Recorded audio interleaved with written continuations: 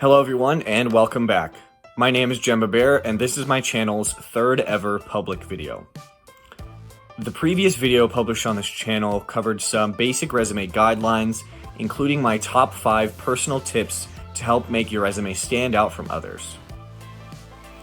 That video was part 1 of my resume series, and today's video is going to be part 2. Also, the editing and formatting for today's video is going to be just a little bit different from my previous 2. For this video, I will be actually walking through current sections on my resume and showcasing them, which will show how I use the tips that I mentioned in my previous video, as well as offering a bit of a template for you to potentially use for yours. As we move through this video, I strongly recommend keeping in mind the tips that I mentioned in my previous video. That'll definitely help you see how quickly those tips become relevant for my resume. Additionally, I want to state that there is no definitive best resume or best resume template. What you will see in this video is just a product of practices that work best for me and a combination of the skills that I gathered at the Bauer College of Business to showcase myself, my experiences, and my skills in the best way possible on my resume.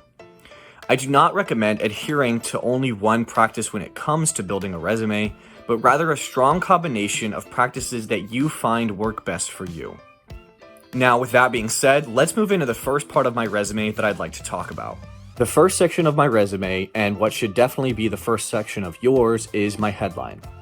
This is where I have my name written in large font alongside my contact information, the area that I live in, and my LinkedIn profile link. If you remember tip number 1 from my previous video, which was to make sure that there is no incorrect information on your resume, you may realize it is extremely vital that there are no errors here so that when recruiters contact you, it all goes smoothly. Immediately below my headline, I've located my core competencies. The purpose of this section is to offer recruiters, or anyone else looking at my resume, a brief snapshot of some of my skills. This section includes 12 skills total and ranges from soft ones such as communication or leadership to hard ones such as Microsoft Office and Salesforce.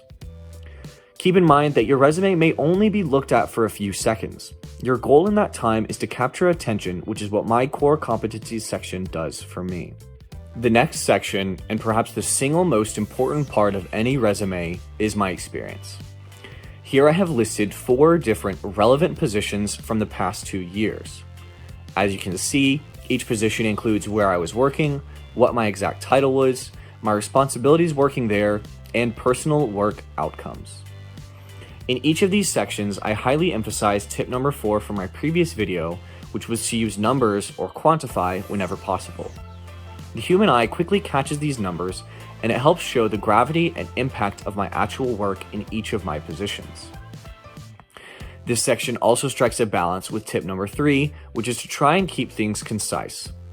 I definitely believe my resume can still use some work in that department, which is why I am constantly tweaking language and formatting on my resume before each application. The next section of my resume is education. Here I have listed my exact college and university, my anticipated graduation date on the right, my intended majors, and some of the specialized programs that I'm involved in. Here, I also do my best to quantify by including hours of live sales training obtained during my time in the Program for Excellence in Selling, and by also including my current GPA at the University of Houston and my graduating GPA from San Jacinto College.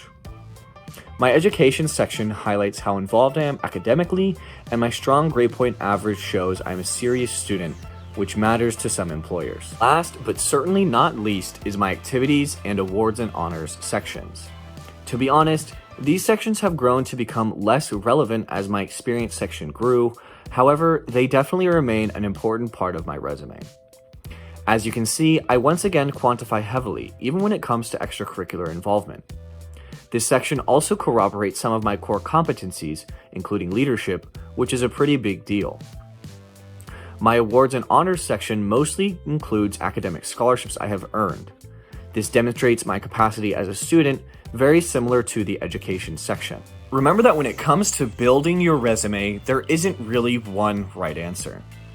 However, I hope that this video and my previous tips and tricks video has helped to provide you with some guidance on how best to organize your resume and help to get things started. I encourage you to always think of your resume as a wingman.